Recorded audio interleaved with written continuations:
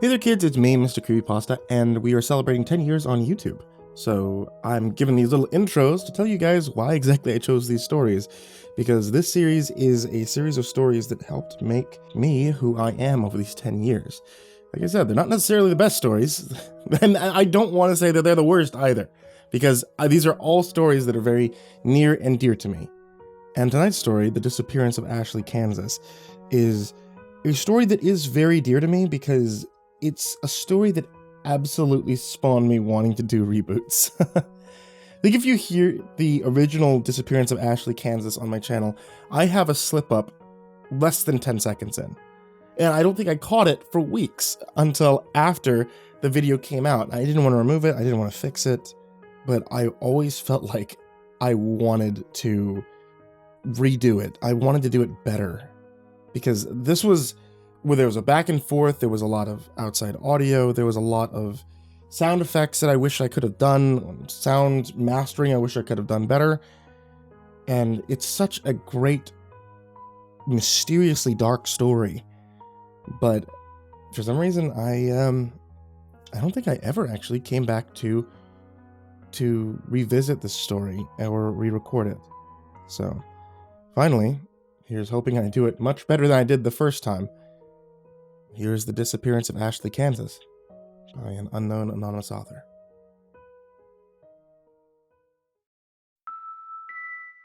Sometime during the night of August 16th, 1952, the small town of Ashley, Kansas ceased to exist. At 3:28 a.m. on August 17th, 1952, a magnitude 7.9 earthquake was measured by the U.S. Geological Survey. The earthquake itself was felt throughout the state and most of the Midwest. The epicenter was determined to be directly under Ashley, Kansas.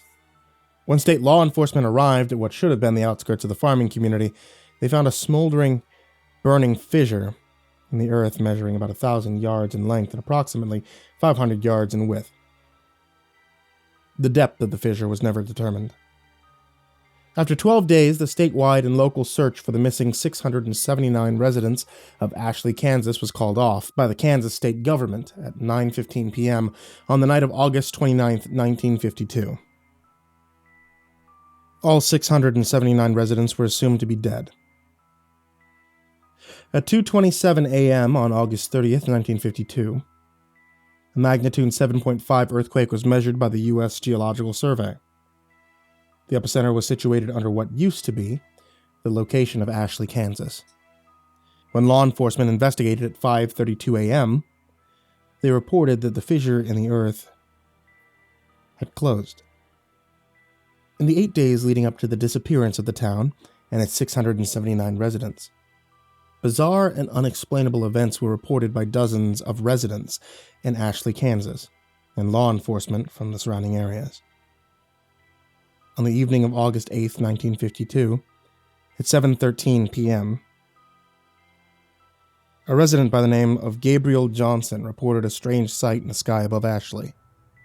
The town itself, having no official branch of law enforcement, called into the police station of the neighboring town of Hayes. Gabriel reported what appeared to be a small, black opening in the sky. Within the next 15 minutes, the Hayes police station became overwhelmed with dozens of phone calls, all reporting the same phenomenon. The phenomenon was never reported by any neighboring communities. A decision was made to send a trooper to Ashley to investigate the matter the following morning. At 7:54 a.m. on the morning of August 9th, 1952, Hayes police officer Alan Mace radioed the Hayes police station. He reported that despite following the one-way road leading into Ashley, he had become lost. According to his report, the road, quote, continued along its normal path, but somehow ended up back in Hayes. Reporter Mace went on to add that the road never curved. It never bent in any direction. At 9:15 a.m., 7 of the town's 10 police officers were sent to investigate the situation, and all members of the team came to the same conclusion.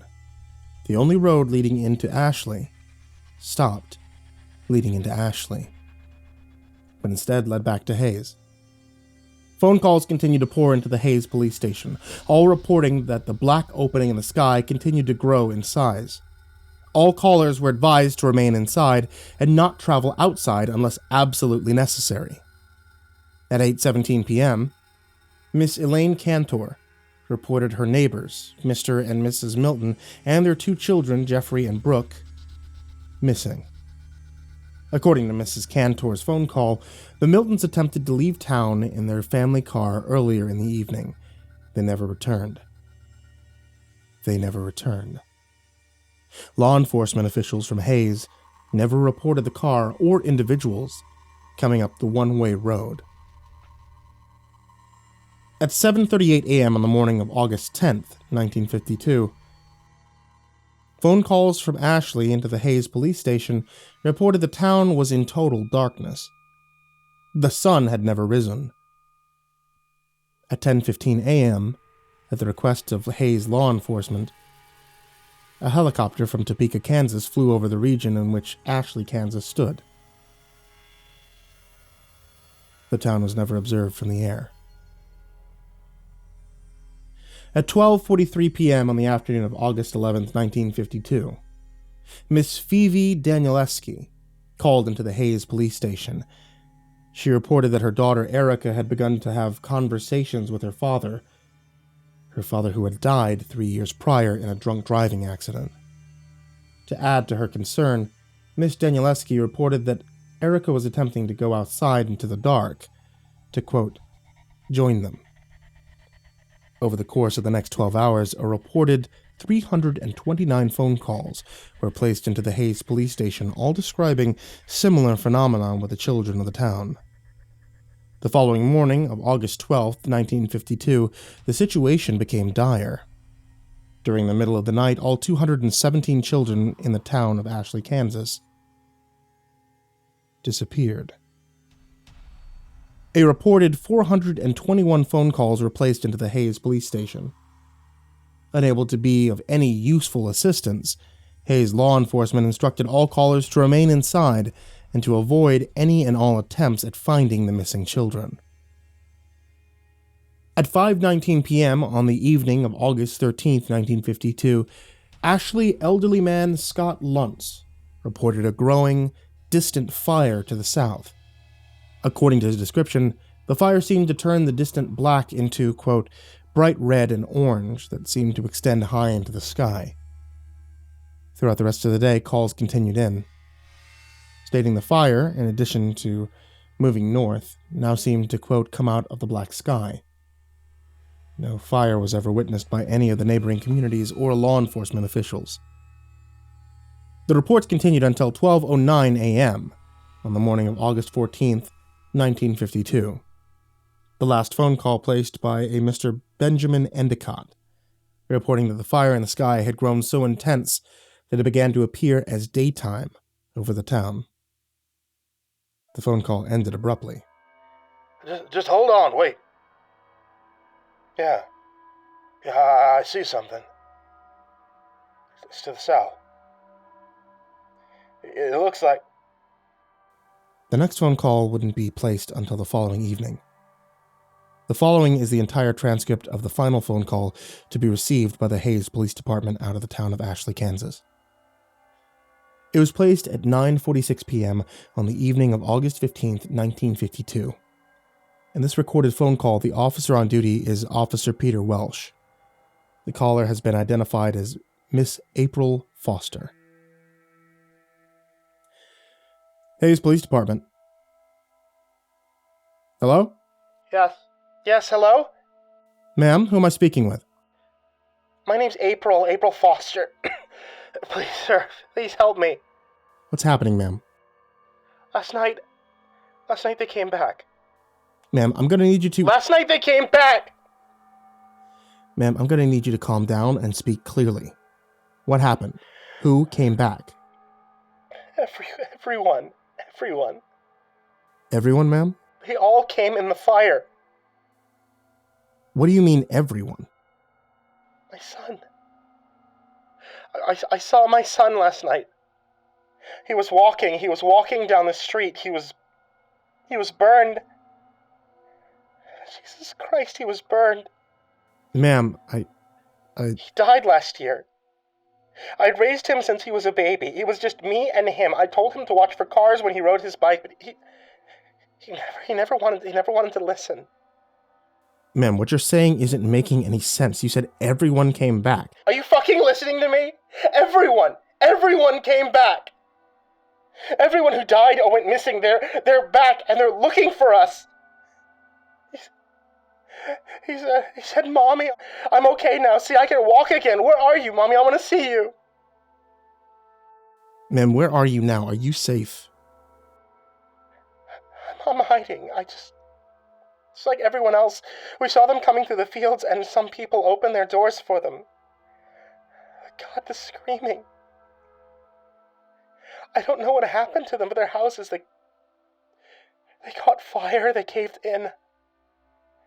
I have my curtains drawn. I'm hiding in the closet right now, and... Ma'am? Ma'am, is everything all right? Are you okay? Ma'am? Oh my God. Ma'am? Something just came in. Ma'am, stay as quiet as you can. Don't make a sound. Mommy? Mommy? He came inside.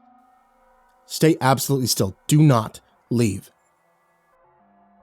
Mommy? Mommy, where are you hiding? Stay quiet.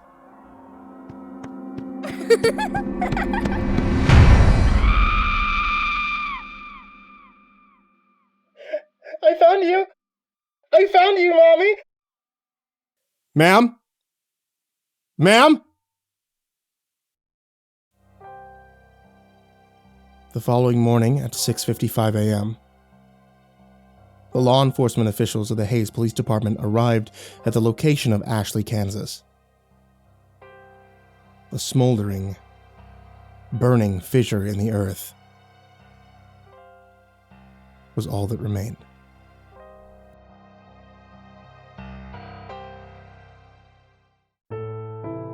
Hey there kids, it's me, MrCreepyPasta. I wanted to say thank you for watching tonight's video or listening to tonight's podcast episode, and also wanted to let you know that if you're interested in getting some Dungeons & Dragons, creepypasta, or many other things themed tea, you can always check out my wife's tea shop at etsy.com/shop/ivorymonocletea. And I want to give a very special thank you to all of you who support me on Patreon, because quite honestly, you guys help me keep the lights on in my house, and I can't thank you enough for that. A very special thank you to Jordan Alexander Sanchez, Canon Lando Higuchi, Chompski, Bobby Karman, Nico kaeo, Tristain Pelton, Chase Burnett, Deanna Kraus, G Weevil 3, Chris Lovin, Freddie Krueger, Dr. Stein and Mr. Happy, Miranda Jeffries, Hugungshi, Justin Johnson, Raven Hart, Unknown Nobody, Michael Scharbrough, Kazan, ThisIsMyRealNameNoShit, Jason VB Wilson, InfernalOne, JimboTheHutt, Caspian, Jordan Nells, Hades' Nephew, Jordan Wayne Deckard, Acid System, Prozac and Pancake Appreciation Society, Cryptic Nightmares, Someone You Love, S-Man, Kiri the Sloth, Liam Newman, Sky Harbor, Caleb Dougal, Nina Smith, Raphael Rodriguez, The Ginger Bros, Aaron Stormcrow, Daniel Paulson, and Corey Kenshin. Thank you guys so much. Like, seriously, thank you guys so much. And if you would like to be able to join them, you always can at patreon.com/MrCreepyPasta. I love you guys, seriously. All of you who support on Patreon, who follow, who subscribe, those of you who listen, and those of you who lurk. Thank you for the amazing 10 years. And sweet dreams.